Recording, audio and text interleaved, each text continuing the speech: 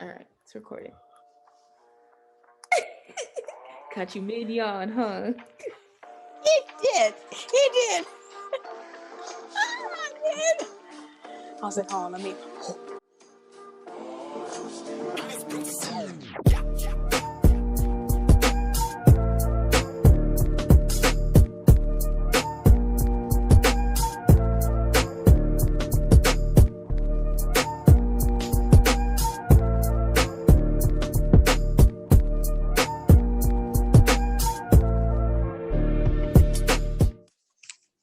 Hi guys, I'm Jasmine and that's Mariah, and this is To Be an MD. Welcome to our channel. Welcome back. If you're coming back, if you're not coming back and it's your first time, welcome. I hope you enjoy. So today we are going to do a video about our experiences as COVID lab workers and COVID applicants. So um, this is something that I felt like would be good for us to talk about because I don't see a lot out there about, a lab worker's perspective, in COVID. Like you have doctors and nurses, and I mean, there are the med students out here talking, but nobody, lab workers are not talking because we're busy working. Yeah. But yeah, so not saying that, everybody else isn't doing their part, but I think, we are definitely some unsung heroes of this pandemic. And so basically today we about to sing. So yeah. So I guess we're just going to start by kind of first educating everybody and walking everybody through like what actually happens after you get your test swabbed and how it kind of gets to the lab and what happens from there, because I think there's a lot of misunderstanding about that. So did you want to start, Mariah? Yeah, sure. Okay. So let's start with you going to a testing site. Okay. So you get swabbed, right? And the nurse takes it, puts it in a tube, and it has that medium that's in there. We're going to take from that medium later on. So right when you get the swab and she puts it in there, it's not like she sends it, boom, it goes to the lab. Like we in the lab get it and we're ready to extract. That's not what happens. They're going to wait and probably like batch them. They're probably going to send like 500 samples all at once in this big styrofoam, and it's like cold with dry ice, and they're just going to put them somewhere. They're going to store them in cold, Yeah. cold areas, whatever. And it's going to sit there Yeah, we might until not they have enough. sample until like 6 to 8 hours later. Yeah. So That's just how it is. oh, So don't expect us to be like, oh, you have my sample. I just got swabbed. No, it's literally still out there in that driveway. Okay. if you got swabbed at noon and it's 3 p.m., your sample might just be hitting the doors of the first part of the lab, not Exactly. the first part. And when I say the first part, we mean like the part that they accession. So accessioning is when you basically you log and you track in the sample, because you have to have something to connect the sample to the patient. So we have people that accession the sample, Mm-hmm. connect them to the patient, and they also like inspect it to make sure that the sample's good. There's nothing weird in it. They don't need to Yeah. back. And then Sample volume's not too low. exactly, sample volume's not too low. And then after they get through, making sure it's okay and checking it in, then it gets sent to another lab that, does like the pre-processing or whatever. So I'm not sure how it was at your places, but Mm-hmm. at where I was, we had like a pre-processing lab. We called it micro setup.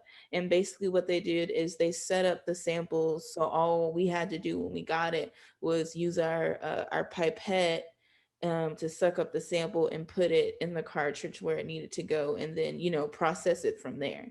So, so it's kind of like there's at least it's going to cross four different hands before it actually gets to the lab that's going to run the actual test. Yep. Yep. I agreed. It goes from the nurse, the courier who brings the sample to the lab or the whatever place. If you did a primary care, it's going to go to, whatever lab or whatever client they're with. And then it goes to their sessioning group. They do their stuff. For us, the sessioners, so my previous lab, the sessioners would come early in the morning. It would session, it's like from like 4 a.m. to 9 a.m. Because like typically business hours are 9 to 5. And then the people who extract and run PCR get them starting at sharp, 9 a.m. sharp, but they get all the samples that are already sessioned, and they just, load them onto the instrument and do all that. Now where I'm at, it's 24 hours because I work at night. And so they're accessioning all day, and every batches. So they take the sample, by the way, they don't bring it one by one. As soon as your sample is accessioned, they don't just bring it to the lab. They batch it in a batch of probably like 94. It's 96 total because we have a positive and negative control, but your sample is with 93 other people. Okay. And we get them in this big rack. And so that's what they do. They bring them and they'll store them in the fridge. And that rack is going to go behind probably 5 other batches that we got earlier at the previous hour or something like that. Yeah. So, and then we get it and we start extracting. Exactly. And so, yeah. So, I mean, and I want to point out what she said there. Like, most places are getting 94 to 300 samples at one time. And we're not saying that's for the whole day. We're saying that's one The batch. hour. One person Yeah. is processing that many samples at one time, and so keep in mind that, I mean, I think some systems can go up to like 300 samples at a time. 384. 384, yeah, in the Yeah. plate. I think that's Mm-hmm. Quant Studio, right? They can, Mm-hmm. yeah, they can do like 384 samples in one plate at a time. But most places are only doing 94 samples, patient samples at a time, because that's all one plate can hold. And so Yeah. keep that in mind when we say like we're processing, like, I think well, where you were, they were doing like 5,000, right? Like Yeah. 5,000 a day. a And then day. now a day. Yeah. And now we probably do the same. Cause I know in my shift, we process anywhere from 1,000 to 1,600 samples. And I'm in third shift. That's not including morning and evening. So Shift probably the same. and third shift. So that's at night when everybody thinks, oh, things must be calm. No, they're not calm. It does not calm down. There is no calm. It So, hasn't been calm since February of 2020. and even then, scrambling to get the validations done. So Basically. So before you can run a test, any test in the hospital, you have to validate, or, basically state and establish that the test is reliable and that it works. So Absolutely. to do that, that process can take, a month, 6 months. If it's a super intense, process, it could be like a year. But when COVID hit, I know for the lab that I was at, they, established that the test was ready to run, ran all the parameters, got everything, done and finished in 7 days. I remember our micro department, they were working around the clock to make sure that test was validated and up. I think like either early March or before March, like they already had their first test up. While the whole country is angry, and the higher ups, the CEO, Chill.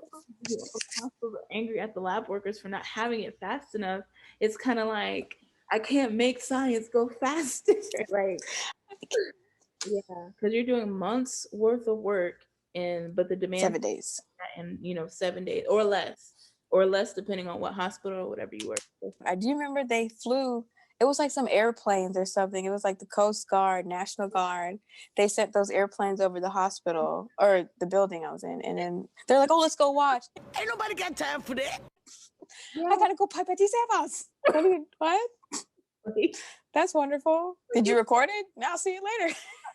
So it's like, your planes are real cute, but honestly, I need supplies. My God, so we're gonna move on with the timeline So yeah, of the samples. so so once the samples get to us, So we have a rack and that has 94 samples on it. We have to get a plate map that has also the patient identified, the accession number. We have to verify it matches the samples in the rack and in our system. And for some people, you may have to, or some labs, you may have to manually pipette the sample, like literally open what you swabbed and put your thing into. We have to open that up and pipette 300 microliters out of it, pipette it into a plate for every single one. So you're literally sitting there just doing this for a little bit. Or if you have an automated system, you uncap it and you put that into a rack and it loads it onto a system, and the robot will pipette it for you, and it adds all the lysis and procaine, and you just take that plate and load it onto your extraction instrument. Boom. Either way, it takes a while. After that, you take the elution plate to the PCR person, or if you are the PCR person, you're not gonna put it into your elution. You basically take 5 microliters, however much you use, and you're gonna run PCR on it. Basically, that stuff takes a while too because you have to make your master mix. Sometimes it's already made, it's lyophilized, so you just add a little buffer, call it a day. What? Bro, what are you talking about, man? They don't know what all that means. Oh man.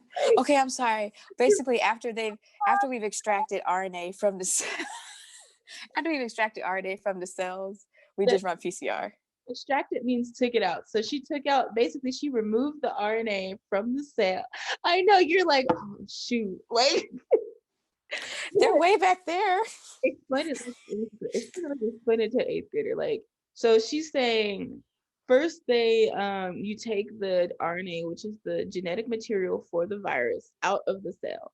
After it goes ribonucleic acid, yes. yeah. So after it goes through that process, it has to go through a PCR, which is a process that basically amplifies that genetic material.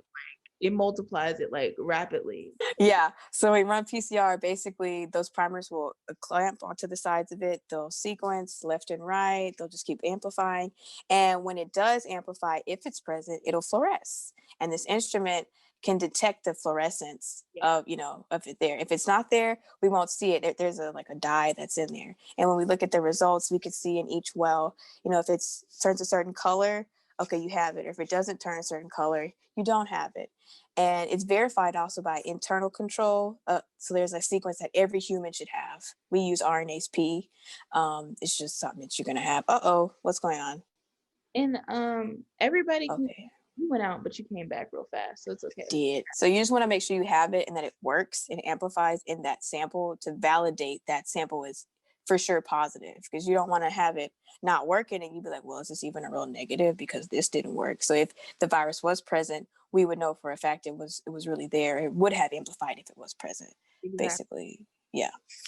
So so all of this, so after all of that, then when all of that's finally done, and then you see like like the machine picks up the fluorescence, which is like the color or whatever, it'll tell you. Sometimes it'll like, I'm not even gonna go to that.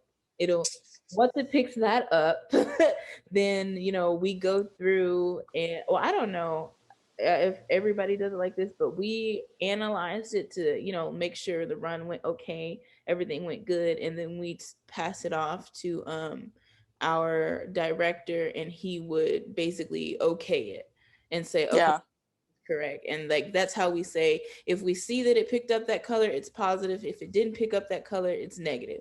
Basically, essentially, yeah, all you need to know. And so that whole process takes about 6 to 8 hours. Yeah, once it gets from and that's more hour death, not from extraction to reporting. Yeah, it takes about 6 to 8 hours. Like that's a whole work day. So so it's like when you get your sample, when you get your nose swabbed at noon and you're looking for results at 4, it's not going to be ready at 4. It's not even going to be ready probably at noon the next day, because it has to get to us first. So I'd say I usually give at least 3 or 4 hours, and that's being generous. So I 3 to 4 hours from that, and then add 8 hours to that at least. And that's if everything runs smoothly, because if not, then we have to repeat that sample and go through the whole process all over again. So that adds like another about 12 hours. So yeah, it does. And a lot of times, I guess we could talk about the complications. You want to talk about invalid results? Oh yeah.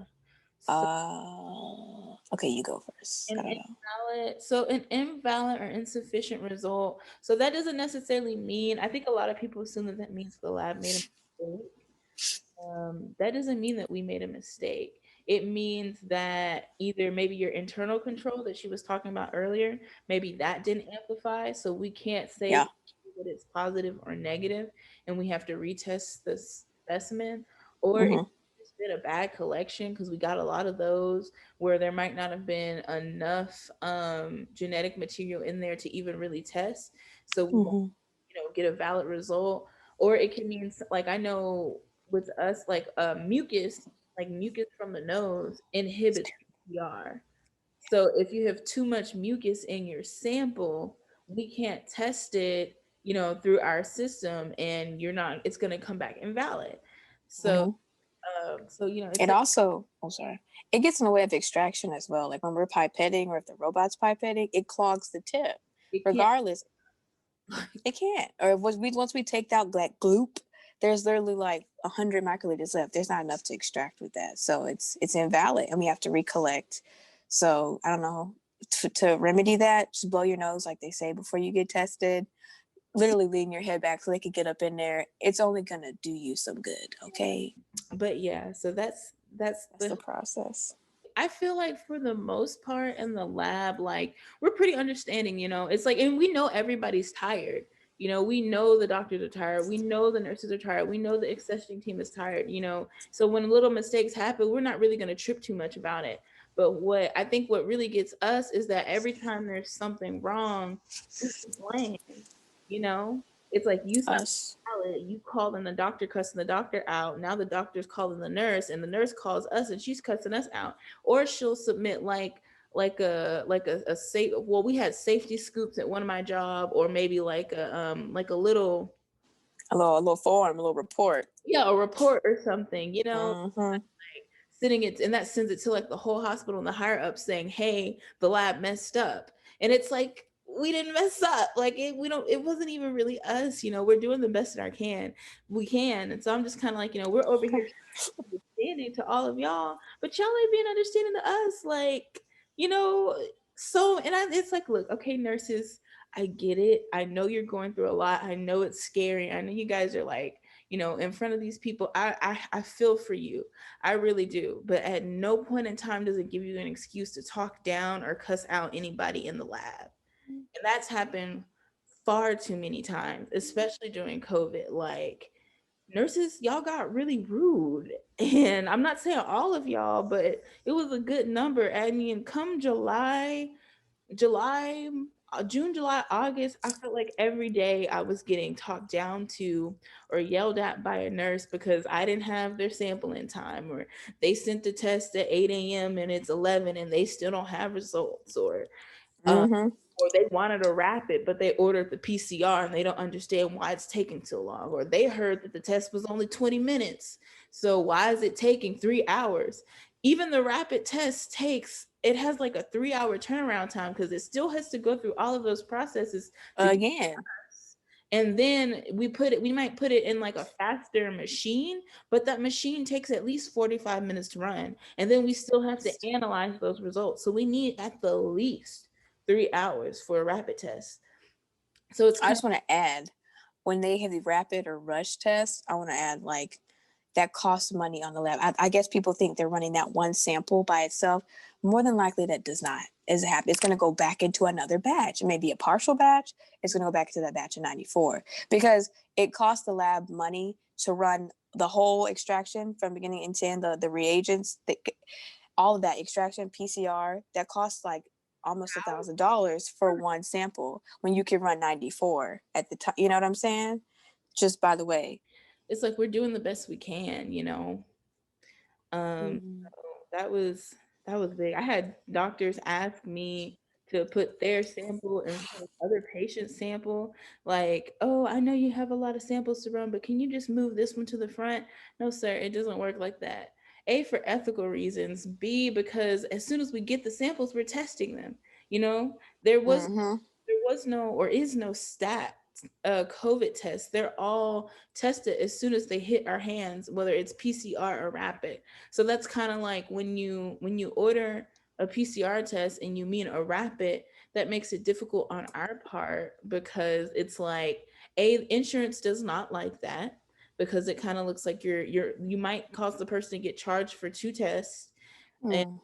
B, typically once we start it, because of the insurance purposes, we can't reorder another one. Like we can't stop it. So you have to wait that full long time to get those results. Mm-hmm. And if we stop it in the middle, that's also bad because we have a certain number of reagents. So that test that you ordered by mistake, you just costed some other person a test. and we're limited on reagents, like very limited, like Especially with COVID and everything, people aren't making it like they used to. It took people a while to get shipments in. I remember that was a big issue too. And PPE, we need all this stuff, so we can't be wasting nothing. yeah, I remember things were back, pipette tips, reagents were back ordered like Gloves, everything. back ordered 6 months or more, and it was difficult. Yeah, even little things like we need to clean and decontaminate our areas. Like we need bleach, we need sprayers, we need paper towels, ethanol. We didn't have that because it's bound back order. So it's like, how do you want us to do my job efficiently? It was so much. You're so tired and agitated, and the Very frustrated, yeah. coming, and the people keep getting sick, and y'all don't want to wear y'all mask. Y'all not taking it serious. Y'all making it hard for us in the lab. The nurses, the doctors, everybody is under pressure because y'all won't wear y'all masks. Y'all ain't taking it serious out here. Do you know what happens during the holidays with them influx of samples because y'all out here playing games? We getting them samples because now you scared you got some COVID because you ain't wear your mask at the club. Okay, look, stay out the club. Stay out the club. I'm sorry. Home. I've seen so many like snaps and pictures of people and friends of mine in the club, and every time I see it, I go like this because Yo. that's why I have so many siblings in the morning. Like I'm tired. You. Talking about I didn't want to stay in the house. I got tired of being in the house. Like being in the house is too much. I'm just like I'm sorry, but suck it up. I don't want to be at work until 2 a.m. I'm tired. But you making me suck it up because you don't want to? That's selfish. I'm sorry. I don't want to offend, but it's selfish. It's downright selfish. Yes, though. Yes. I'm gonna piggyback off of that. It's selfish not to wear your mask because I think at this point the whole it's bigger than you. It's bigger than us too as workers. We know that, but we're gonna complain because we can't. But it's selfish not to wear your mask because it's not just you. If you don't want to wear it for yourself, wear it for other people. You feel what I'm saying? It's bigger than us. And you need to recognize that we need to fight this together. And everybody's like, well, I wanna, it ain't about you. It's about us and how we gonna get through this next year with this virus. Because I know y'all think because this vaccine is out and everything, and y'all like, oh, 2021, it's not 2020 anymore. We're gonna be, things are gonna be better. It's not gonna be better until you put in the work, even with the vaccine. Like, it's gonna take us, I feel like at least a year to really establish the herd immunity that we need with the vaccine, because you have to get enough people vaccinated, and then enough people's immune system have to build that up and then get strong, and then and all that, it takes time. I mean, like we said, you can't speed up science. Like it just takes time. So don't think that just because, oh, I got the vaccine, now let me go to a party. No, you're still spreading it. You're still spreading it because not enough people have that vaccine, and not enough people have built up that immunity. Like, give it a chance to work. Aside from everything that we've complained about this far, so some of the good stuff I'm gonna say is everyone pitching in. No matter how stressful it is, we are called to serve, and that's what we signed up for. So that's what we're gonna do. And it's great when you see everybody like from different races, cultures, ages, and I think places of rank. Like I've seen people with MD, PhDs, people with like honestly no degrees, doing what they can to screen people and come help the lab out. Because also no one really has a lot of like molecular background. So there's people from like cytogenetics, flow, histology that would come over to the molecular lab and help out because we were so understaffed. And it was just good to see people just really pitching in. Or like if you were a physician, some people would volunteer just to help restock or help unload stuff, bring us stuff. That was cool to see. We love our jobs. No matter what we say, we do love what we do, and it means a lot to us and to the world, really. So we're grateful to be here too, as well. But like, yeah, that's really, I think those are the good things out of this whole situation. And like it's definitely a good experience. Like there's a lot more good things. Like I mean, yeah, like I said, like we're complaining, but we're not complaining about the job. We're complaining Yeah. about people don't understand, and what we Yeah. people kind of jump on our backs the first chance that they get. But the job, I mean, we definitely see how like the job is important, and like, and all of that stuff. I mean, it's a great job, and then, anybody who wants to go into molecular, hit us up, I guess. Like we'll let you know.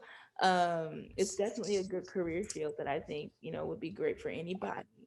It's just, this is just has been a very, I guess, eye-opening situation and a learning experience, like you said. Like, I feel like, I mean, we should be ready to hit anything. Like, things switch at a moment's notice, we're gonna be ready for it. We're gonna be ready because it's like I do this all day, every day. So With a pipette. great. A lot of times I think about what are we going to do once COVID is gone, like, because they hired a lot of people just for COVID. And it's like, well, you're not going to need them once it's gone. But yeah, we love to learn and like collaborate and be innovative. And COVID can get very stagnant.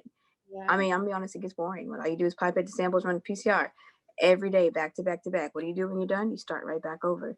So I would love to be in a place where I can like learn a different, assay or a different platform. Yeah, it's like you have to battle. It's like, you want to help, you want to do as much as you can, but at the same time, and I think it's like, at the ages that we're at, like, we're young, we're in our early 20s, and we're trying to build for the next phase in our lives. Like, it's hard to battle between wanting to help but knowing that you need to You need also, to grow you and need to learn. grow for that next level. So it was you know so yeah, but I mean, yeah, you said it earlier though, like, a lot of we sign up for this, as healthcare workers. You sign up for it, you sign up for the risk, you sign up for the long days, you sign up for the giving up holidays, you sign up for the having to protect your family sometime. Like, you know it's like this hit us hard, but at the same time, it's like going into these careers, I feel like we kind of knew that, these are some things that we're gonna have to make some sacrifices and, do what we can. So Yeah. Yeah, we talked about that in a biomedical ethics class. It was like, as a healthcare worker, as a physician, you give away your right to like put in your own personal opinion into your care, or like, your own life honestly kind of comes second at that point, and you gave that away whenever you sign your contract, whenever you honestly committed to this path. yeah, So patients come first in any healthcare job. Patients come first, period, point blank. You do what you have to do in order to make sure the patient is healthy, happy, and, on the path to good health. And that's yeah, just you. to a better life. Yeah. Well, I think that's it. That can be a wrap. Okay, so this is part one. So the part one, we're talked about being COVID workers. Part two, we're going to talk about being COVID applicants. So tune back in and watch our next video on being COVID applicants. And we hope you enjoy. And we didn't ramble too much. Okay, thanks y'all. Happy New Year. Bye. Stay safe. Wear your mask. Wear your mask.